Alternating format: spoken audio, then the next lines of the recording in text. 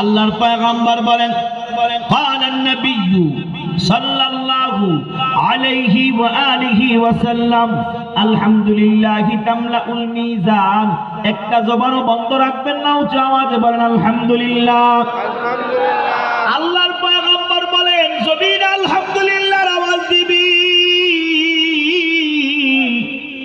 ইমানদার যদি কালিমাওয়ালা ইমানদার যদি জমিন আলায়, আল্লাহর পয়গম্বর বলেন এই চট্টগ্রামের ইপিজেড এলাকার মধ্যে থেকে আল্লাহর পয়গম্বরের এইভাবে তরিকা অনুযায়ী যদি বান্দা আল্লাহকে রাজি আর খুশি করার জন্য আলহামদুলিল্লাহর আওয়াজ দাও, আল্লাহর পয়গম্বর বলেন তোমার আলহামদুলিল্লাহর আওয়াজের কারণে তোমার মিজানের পাল্লাটাকে আল্লাহ নেক দিয়া ভরপুর করে দিবে। সুবহানাল্লাহ।